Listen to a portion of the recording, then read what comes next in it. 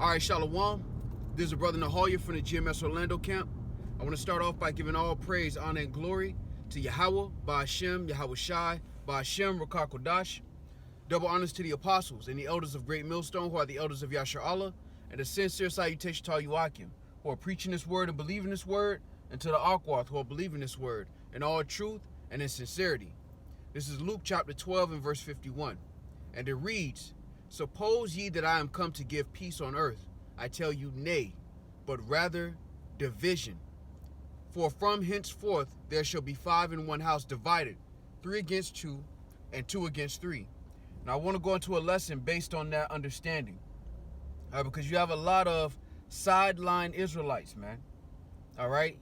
They're on the internet, all right, or they're all over comment boards, all right, and they're judging another man's servant.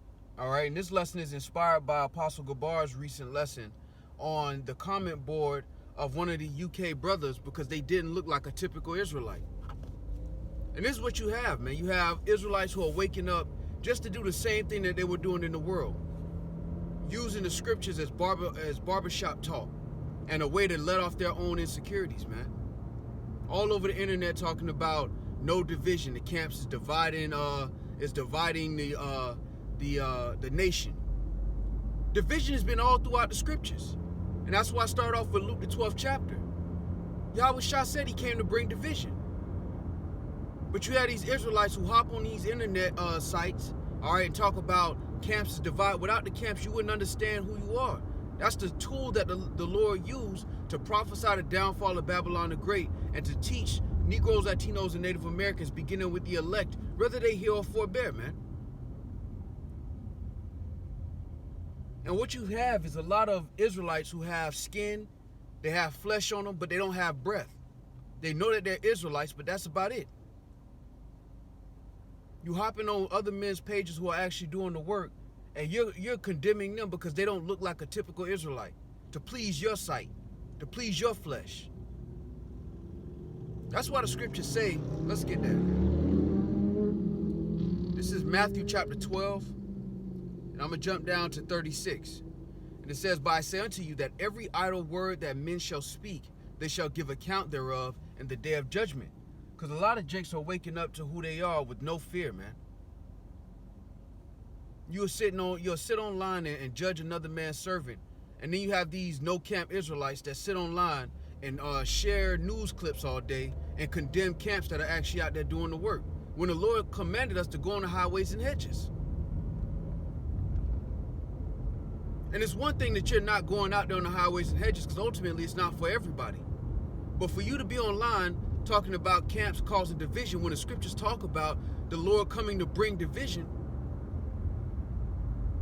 it stands to say that a lot of Israelites have just woken up to knowing that they're just Israelites and that's it. They're not preparing spiritually, and they're not being wise with the oil, man. You got Israelites who come into this to make merchandise of it, to have the rap career they didn't have in the world through the ministry. Or you have Israelites who come and wake up, all right, to make merchandise of the truth. You got guys like Brandon T. Jackson, who believes he did a great service to the truth by leaving his celebrity to come into the truth and sell merchandise. Hopping on Instagram Live, breaking down Jeremiah 30 wrong. But then you got these guys that say the camps are bringing division. And this is why through the spirit and power of Yahweh Shemel Shai, every idle word that man shall speak, they're going to have to make an account thereof in the day. Because whether you can receive it or not, all right? And again, you have camps out there that we don't agree with as concerning their doctrine, all right? But we will give them enough respect, I'll say, that they're actually trying to preach and teach the nation of Israel. Now, when we go against any other camps concerning Great Millstone and those like-minded brethren, all right, it's always about the doctrine or the conduct surrounding the doctrine. But we can't say that those men aren't standing in great boldness. Some of them are sincerely wrong, all right, and some of them are sincerely deceitful. But for these Israelites who are on the sideline, all right, sitting on these social media sites like Instagram and TikTok, Israelites, who say that the camps are bringing all of this division when the scriptures talk about division happening. Why would Paul tell us to earnestly contend for the faith? Why? Because obviously there's something to contend against. This ain't about us all coming together as a nation of people right now. It's about the remnant. The Lord said he made their forehead hard against their forehead. When Paul was walking the earth, he was dealing with other Israelites with different doctrines. When you talk about camps and no camps, and there was no camps in the scriptures, there were. The Sadducees were a camp, in essence. They were a group of like-minded Israelites who believed certain things and didn't believe certain things. Now, they were off, all right? But this is just an example that what's playing out in this day and age is nothing new. But you have these guys who are on the sideline who, and concerning this individual, all right, who went on the brother's page, who doesn't look like the typical Israelite, but is an Israelite through the Spirit. All of our nation is not going to come back looking like the typical Israelite, man. That's a very carnal-based way of thinking, man. All this mixing and mingling we done, and you think that our nation is all going to look the same. That's a very low-level thinking, to say the least, man. But again, the scriptures say that every idle word a man speak, he shall make an account thereof in the day of the Lord's wrath, man. Roughly paraphrasing. All right? Now let me get this. Let's see.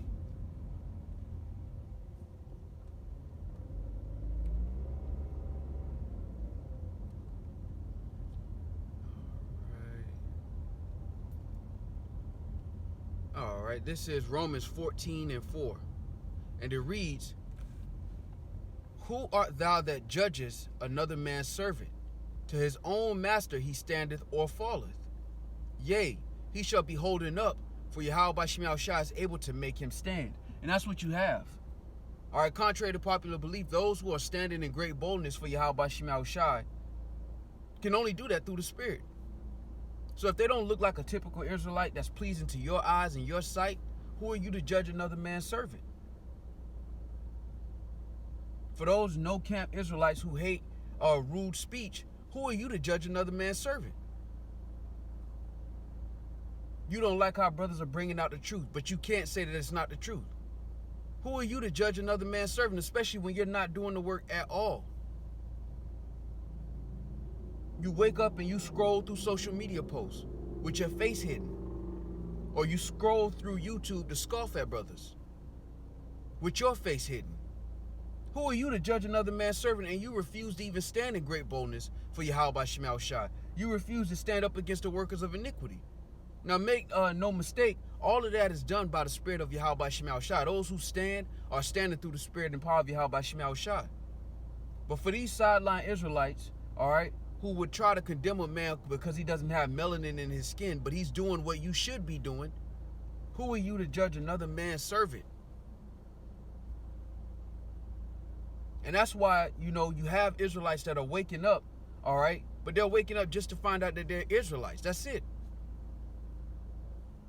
The fruits of the Spirit aren't growing in them.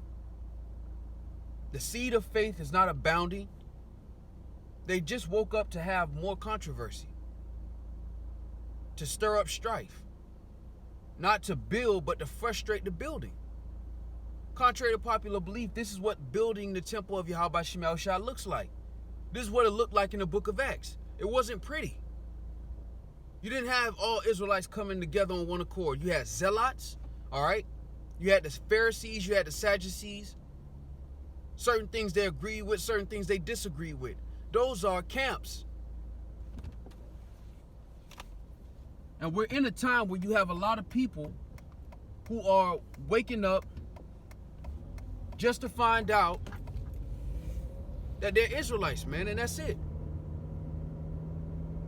They're not building, they're not helping to build the temple of Yahweh Shema Shai. They're really trying to do more damage to it than good.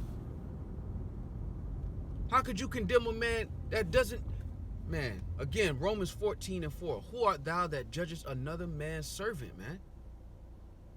To his own master he standeth or falleth. Yea, he shall be holding up, for Yahweh Shema Shai is able to make him stand. And that should make you fear. Because if a man that you believe is not an Israelite and he's doing what you're supposed to be doing, then what does that say about yourself, man? Because if you were spiritual, you'd see that the only way he could do that work is through the spirit and power of Yahweh Shema Shai, man. Not of his own accord. And if you know that, if you're spiritual and you can see that, then our spirit beareth witness with their spirit that we're the children of Yahweh Shema Shai, man. And for those who can't see it, ultimately the Lord didn't give you eyes to see it, man. Because you got a lot of Israelites that are holier than thou, smoking the Lord's noses, man. Waking up to cover their head and be demons. All right, this is Isaiah 65:3. All right. It says, man, I'll start at 2. I have spread out my hands all the day unto a rebellious people, which walketh in a way that was not good, after their own thoughts. A people that provoketh me to anger continually to my face, that sacrificeth in gardens and burneth incense upon altars of brick, which remain among the graves and lodge in the monuments, which eat swine's flesh, and broth of abominable things is in their vessels. All right, which say, stand by thyself, come not near to me, for I am holier than thou. And that's what you have, man. You have these internet Israelites who believe they're too holy to be in camps, that the camps are wicked, that there's nothing biblical about camps in Babylon the Great right now, when the scriptures talk about altars being set up in Egypt, roughly paraphrasing. All right, let me go to that again. Verse 5, which say, stand by thyself, come not near to me. And this is the thing, you learn from camps, and then you get to a point where you're so space nine deep that now the camps don't have the truth, and you by yourself with an internet connection are the only one with the truth, and everybody else is wicked. Verse 5 reads, which say, stand by thyself, come not near to me, for I am holier than thou. These are a smoke in my nose, a fire that burneth all the day, man. And it's the audacity, man. Again, to judge another man's servant. And concerning the video Apostle Gabar did, who are you to judge another man's servant, no matter how he looks, if he's doing the will of Yahweh Shema Shai? The scriptures talk about that. Man, let's get that. Let's get that out of Yahweh Shai's mouth.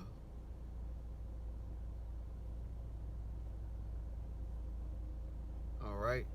This is Matthew 12:30. He that is not with me is against me, and he that gathereth not with me scattereth abroad. So if you're not on the highways and hedges, bidden to the marriage, all right, or believing in truth and in sincerity, the like-minded doctrine, and being a help unto that endeavor, that effort, then you're frustrating the building, man. All right, you're scattering. Whether you're aware of it or not, you're scattering. You're not helping, you're hurting. And through the spirit and power of Yahweh Shema Shai, the Lord is going to make known these things, man. All these idle words that have been spoken, the Lord's going to require these things, man. And a lot of our people have woken up to this truth just to be reckless with it. Just to be the same person they was in the world, man.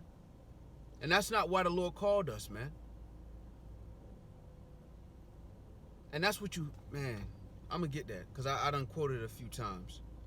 Let's go to Ezekiel, the 37th chapter, because this is what you have. If you're spiritual, if you have a spiritual eye to see it, this is what's happening.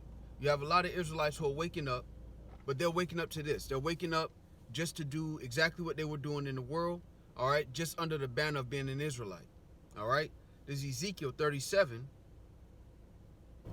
and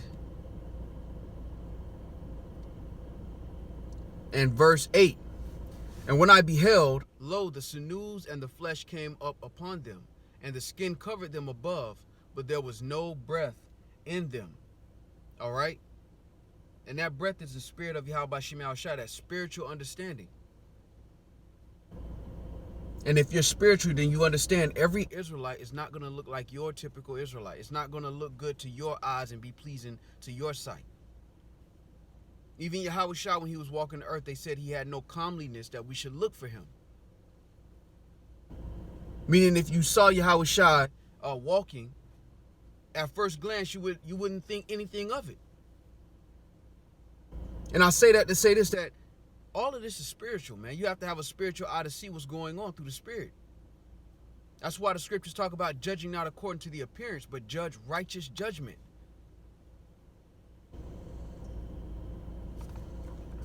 Matter of fact, this is Matthew chapter 7. You know what? I believe it's John. All right, this is John chapter 7 and verse 24. And it reads, judge not according to the appearance, but judge righteous judgment, man. Is that too much to ask? But again, everything is already, written through the spirit. Everybody has a role to play. When the Lord told Daniel to stand in his lot, everybody else has to stand in their lot at the end of days too. And you have a lot of Israelites who are standing in their lot as those who have skin covering them, but no breath in them. We didn't get this truth to be on the internet just arguing. At some point, this is going to turn into the Lord performing these words, man. And we're getting closer and closer to that moment. And you have a lot of Israelites who woke up just to be comfortable on the internet, condemning another man's servant and arguing. All for vain glory. It's not ultimately for the edification and the building up of the temple of Yahweh Shem Yahushua. It's just for egos. Or making merchandise of the faith. Or trying to build a community here, even though the Lord said that we were going to be pilgrims on the earth. But through the actions, through the terribleness of Yahweh Shem Yahushua, all of these things are going to be answered, man. All right, so Lord willing, this was edifying. All right, with that, I want to give all praise, honor, and glory to Yahweh, Ba'ashem, Yahushai, Ba'ashem, Rukakodash. Double honors to the apostles and the elders of Great Millstone, who are the elders of Yasher Allah, and a sincere salutation to all you Akim, who are preaching this word and believing this word, and to the Akwath, who are believing this word in all truth and in sincerity. Shalom.